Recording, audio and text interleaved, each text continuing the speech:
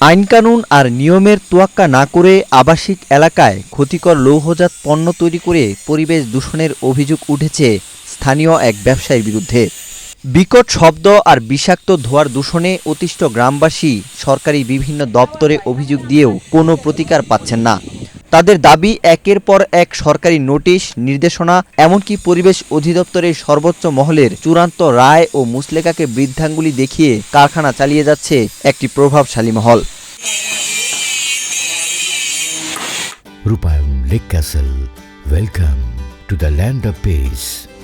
গাইবান্ধার পলাশবাড়ী উপজেলার মনোহরপুর ইউনিয়নের পুটিমারি গ্রামে গড়ে উঠেছে পরিবেশগত ছাড়পত্রহীন এক লোহার ইঞ্জিনিয়ারিং কারখানা। সরেজমিনে গিয়ে দেখা যায়, লোকালয়ে একদম ভেতরে অবস্থিত এই কারখানাগুলোতে কোনো আধুনিক বা পরিবেশসম্মত প্রযুক্তি ব্যবহার করা হচ্ছে না। লোহা গলানো ও পোড়ানোর কাজে ব্যবহার করা হচ্ছে নিষিদ্ধ কাঁচা কয়লা। এ থেকে নির্গত বিষাক্ত ধোঁয়ায় এলাকার শিশু ও বয়োবৃদ্ধদের শ্বাসকষ্ট সহ মারাত্মক স্বাস্থ্য ঝুঁকি তৈরি হচ্ছে এবং দিনরাত জুড়ে লোহা পেটানো ও ভারী যন্ত্রপাতির শব্দে ঘরের ভেতর টেকাও দায় হয়ে পড়েছে স্থানীয়দের। অত্যাধুনিক শব্দ, এত পরিমাণ শব্দ যে এলাকায় ঘুমানো, রাতের বেলায় দিনের বেলায় বাচ্চা কাচ্চাদের লেখাপড়া করানো অনেক ঝামেলা হয়ে যায়। লিখিত অভিযোগের প্রেক্ষিতে পরিবেশ অধিদপ্তর ডিজিটাল ইঞ্জিনিয়ারিং ওয়ার্কশপ ও ফাহিম কর্মশালাকে নোটিশ দিলে মালিকপক্ষ ভারী যন্ত্রপাতি না চালানোর মুচলেকা দেয়। কিন্তু সেই অঙ্গীকার ভঙ্গ করে পুনরায় তীব্র শব্দদূষণ অব্যাহত রাখলে সবশেষ গত 20 মে পরিবেশ অধিদপ্তরের এনফোর্সমেন্ট উইং এক রায়ে 3 মাসের মধ্যে আবাসিক এলাকা থেকে কারখানা সরিয়ে নেওয়ার চূড়ান্ত নির্দেশ দেয়। কিন্তু সেই নির্দেশ না মেনে রুস্তম আয়রন মাঠসহ আরও নতুন কারখানা নির্মাণ করে কাজ চালানোর অভিযোগ উঠেছে। এতে পুটিমারি গ্রামবাসীর মনে তীব্র ক্ষোভ ও গভীর উদ্বেগের সৃষ্টি হয়েছে।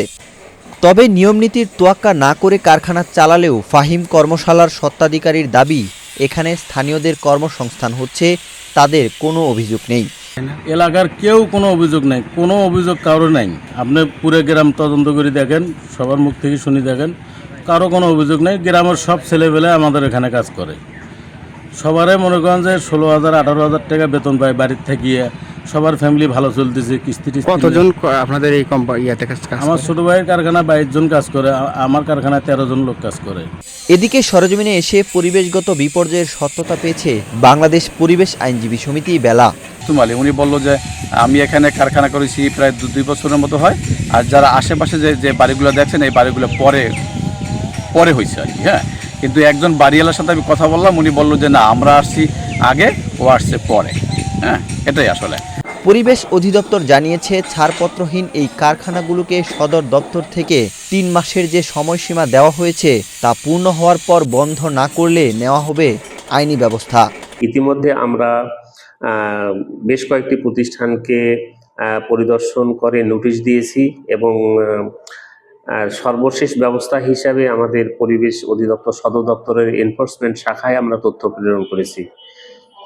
সদর দপ্তরের এনফোর্সমেন্ট শাখা হতে 3 মাস সময় বেঁধে দেওয়ায় আমরা আপাতত নোটিশ প্রদান ছাড়া অন্য কোনো ব্যবস্থা গ্রহণ করতেছি না। 3 মাস মেয়াদ কমপ্লিট হয়ে গেলে তখন আমরা হেডকোয়ার্টারের সিদ্ধান্ত মোতাবেক বিদ্যুৎ সংযোগ বিচ্ছিন্ন বা অন্য যে আইনের ধারাগুলো আছে এগুলো প্রয়োগ করার জন্য ব্যবস্থা নেব। সরকারি নির্দেশ আর উচ্ছেদ নোটিশের তোয়াক্কা না করে আবাসিক এলাকায় একের পর এক গড়ে ওঠা এসব বিষাক্ত কারখানা খুব দ্রুত বন্ধ হবে, এমনটাই প্রত্যাশা স্থানীয়দের। ওয়াহিদ হুসাইন জিহাদ, বাংলাদেশ প্রতিদিন।